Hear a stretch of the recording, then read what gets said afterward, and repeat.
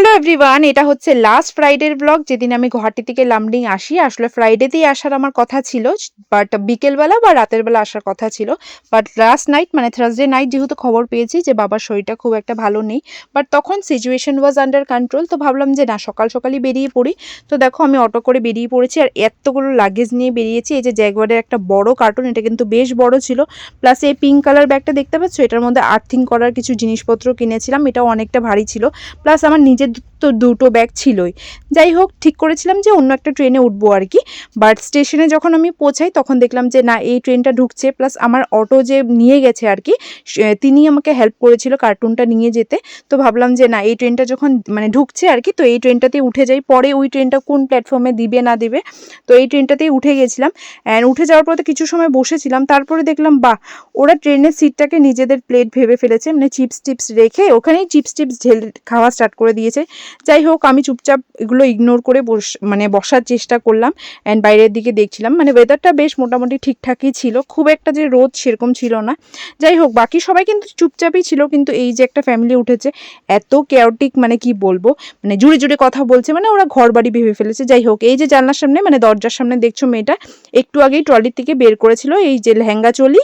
তারপরে দেখলাম স্নান দান করে এসে মানে এগুলো মানে ও চেঞ্জ করে নিল, এখন হাওয়া খাচ্ছে দরজার সামনে দাঁড়িয়ে দাঁড়িয়ে, চুল টুল আঁচড়াচ্ছে। যাই হোক, সবাই তো কিছু কিনে কিনে খাচ্ছে আর কি, সিঙ্গারা চা অনেক কিছুই খাচ্ছে।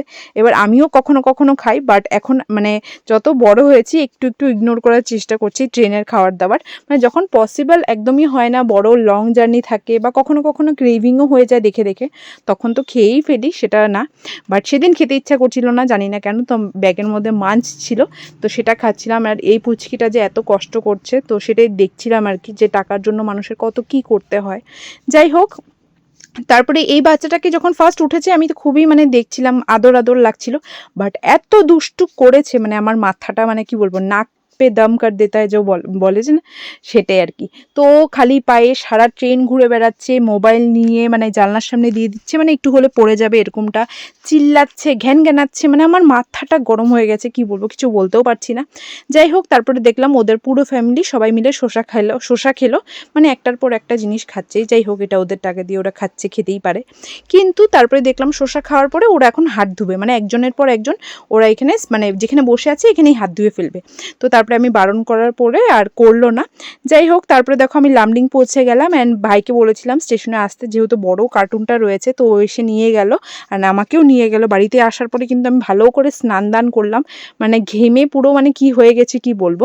যাই হোক, এই টাইমের মধ্যে বোন বানিয়ে ফেলেছিল ম্যাগি অ্যান্ড ভাই এসছিল। তো ও আসার পরে আমি ম্যাগিকে কি খাবো দেখতেই পাচ্ছ, তিনজনে তিনটা চামচ নিয়ে মানে খালি আমরা মানে ডিভাইড করছি, খেতে আর পারছি না, কেন কি ভাই মাথাটা ঢুকিয়ে সব ম্যাগি ওই খেয়ে ফেলবে, এরকম একটা অবস্থা।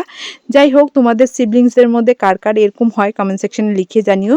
এবার ও খাচ্ছে, এটা যে ওকে ভিডিও করব সেটাও করতে দেবে না, মানে ও খাবে কিন্তু ওর ভিডিও উঠানো যাবে না। যাই হোক, এভাবে কাটলো সেদিনটা। কেমন লাগলো ভিডিওটা জানিও, দেখা হবে নেক্সট ব্লগে।